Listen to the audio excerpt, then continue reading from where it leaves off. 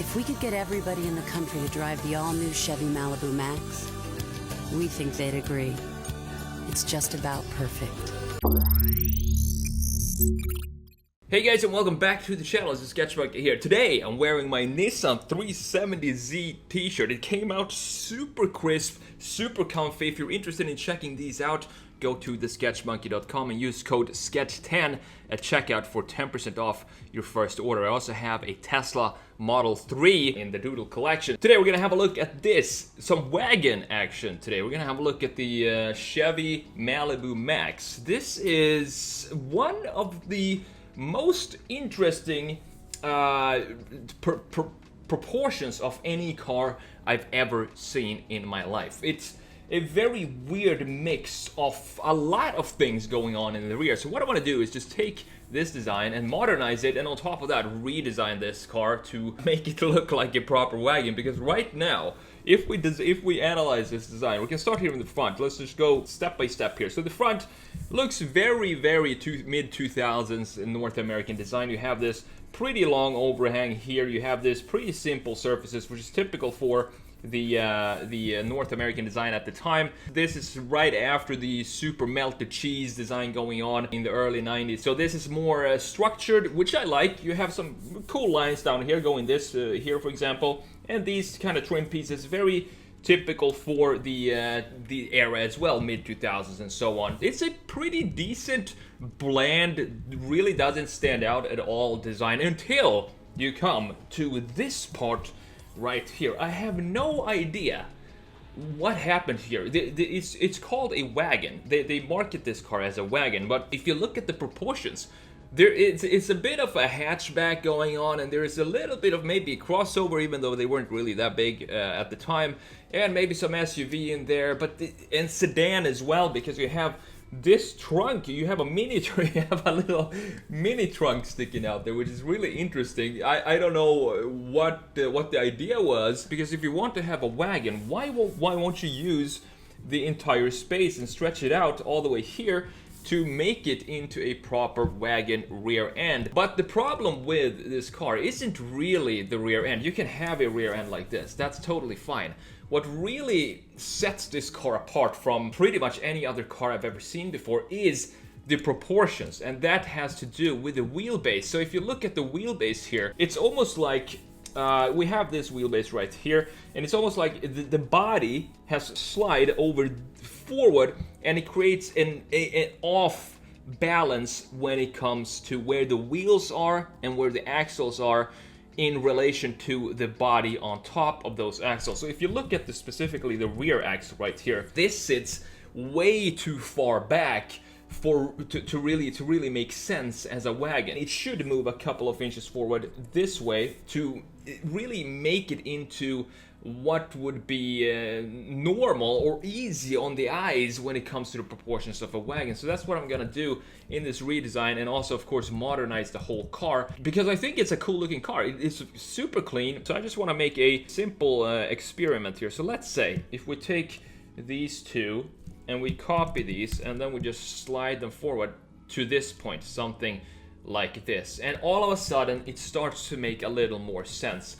So I'm just gonna quickly show you before and and after if we do this tiny change here. It doesn't need much, but it just makes a lot more sense, specifically moving the rear axle forward a little bit. I want to show you the competitors of the time here, at least one American competitor, and then I'm gonna throw in a Swedish tank in the bottom as well, just to have to compare with the Malibu Maxx here. At the time, Dodge has the Magnum, and these two were supposed to be competitors, but as you can see, the Magnum's proportions looks a lot more normal.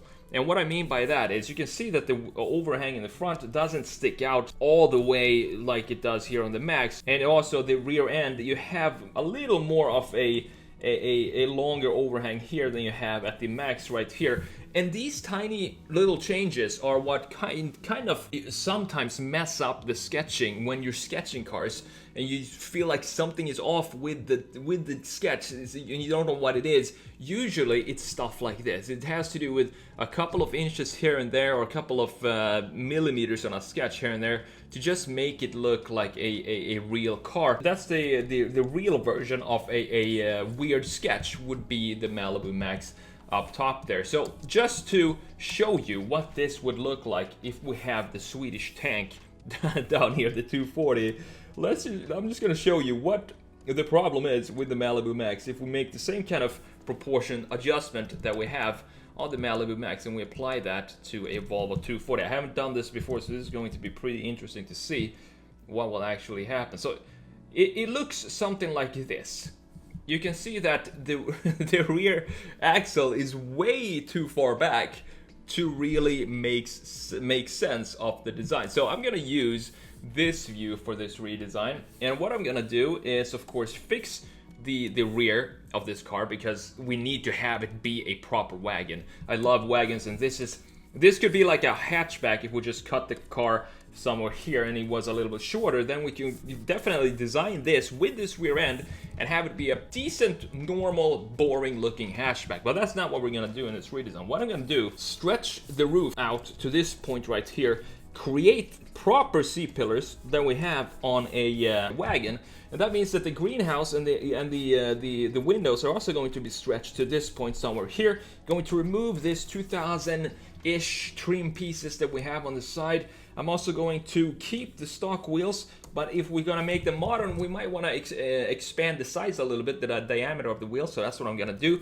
You see, we have the license plate down there in the bumper of the car. What I'm gonna do is I'm gonna take this, move it up here, and clean this surface up right here. Have some modern looking rear end with maybe some diffuser down here. Nothing too sporty, because after all, it's a Malibu Maxx. We don't need diffusers and stuff, but we can have some styling features down there. Maybe round tailpipes, or we can have them be rectangular as well. I have to think about that. We need to update, obviously, the lights here. These look like typical 90s, late 90s and early 2000s type of design, so we need to have some LEDs in here, make it cool. So with that said, let's jump into the redesign here and let's see if we can fix the proportions of this Malibu Maxx here. And obviously the big change is going to be moving this whole entire axle forward a couple of inches. The Malibu name was moved to the new Epsilon platform in 2004, but the previous car remained in production as the Chevy Classic, and this was used mostly for car rental and fleet use, which was discontinued in 2006. The new Epsilon-based Malibu came in two body styles. We had the standard four-door sedan, and in this case, what we're redesigning right here, the four-door Malibu Maxx station wagon. And this was Chevy's first station wagon since the discontinuation of the Chevy Caprice wagon in 1996, and that might explain some of the interesting proportions of this the Malibu Maxx here. They might have been confused and forgot how to really sketch out wagons by the time they were designing the Maxx. But this Malibu Maxx competes with the Dodge Magnum and other station wagons of the time. The first generation of the Malibu Maxx here, and the sedan as well, was initially presented with a front fascia design featuring a wide grille that was split horizontally by a prominent chrome bar that kind of extended the entire width of the car, and it made it look a little wider and bigger than what it actually is. The Malibu got its first facelift in 2006, and this was when the front end was updated with more conventional styling. The chrome bar, for example, was removed, and the grille itself made a little smaller, bearing a little more resemblance to the grille of the previous generation Malibus. For the power and the engines that you could have with the Malibu, you had a 2.2 liter EcoTech inline 4 as the base engine, producing 145 horsepower. The LS and LT trims got a 3.5 liter V6 that put out 200 horsepower, and then you have the Max SS models that were powered by a 3.9 liter 240 horsepower V6. And the Malibu was manufactured at GM's facility in Kansas City. I'm actually surprised how well this redesign turned out, because as I said, I like the era of styling from the North American car design in the middle of mid 2000s and kind of late 2000s, when they have these clean surfaces and there's not a lot of over styling going on at this point in time. So if we just apply some modern design styling features to this design, it actually turned out pretty cool, and it looks pretty modern, because right now we had the lack of styling in the mid 2000s.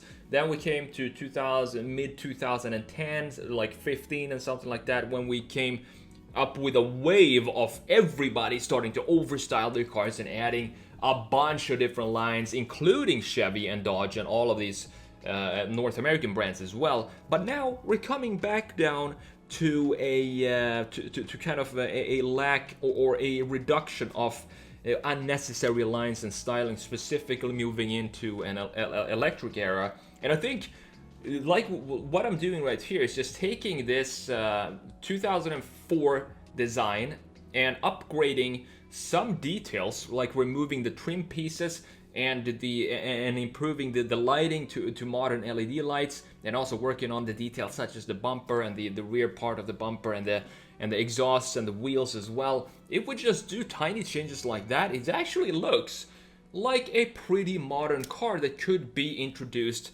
today in 2021 for a Chevy or an American brand. I think it looks pretty decent as a wagon as well, when we fixed the proportions, obviously, and moved forward the rear axle. I think the thing with the Malibu Maxx here is that it's such a unique proportion and design that it always makes me look twice, or just try to understand the design when I see these few of them that are still left out on the roads, and it just blows my mind to look at the rear end of this. So that's why I like this design. I really like weird designs like this that really sticks out in such a fundamental way, that the rear axle seems to sit in the wrong position, and also having the rear end be hatchback slash wagon slash SUV slash crossover, a mix of everything. It seems like they didn't really know how to design a wagon of the time, and they just decided to just throw everything they had on the wall and just build the car that way and hope for the best, while Dodge Magnum looks more like a proper wagon, obviously. But this was a fun redesign. It's not an attractive car, the Malibu Maxx, for sure. I'm surprised it's not on the ugly list of cars, the top 10 ugly cars or something like that. You never see really a Malibu Maxx. I think it's just too anonymous or too stealthy that it's been under the radar for quite some time. But I always had those thoughts when I saw it, that it's a weird looking car, and I tried to figure it out here. I've been wanting to do this redesign for a long time, and I had the feeling that if we just do some minor changes to this design, it's actually going to be a pretty decent looking wagon. I think it was right. This looks very cool to me, something I would definitely drive. Maybe change out the wheels a little more here, replace the stock ones, add some really cool ones, maybe lower it a little bit, and you have a really, really cool looking wagon. That's it for this video. Thank you so much for watching. I hope to see you in the next one. Take care.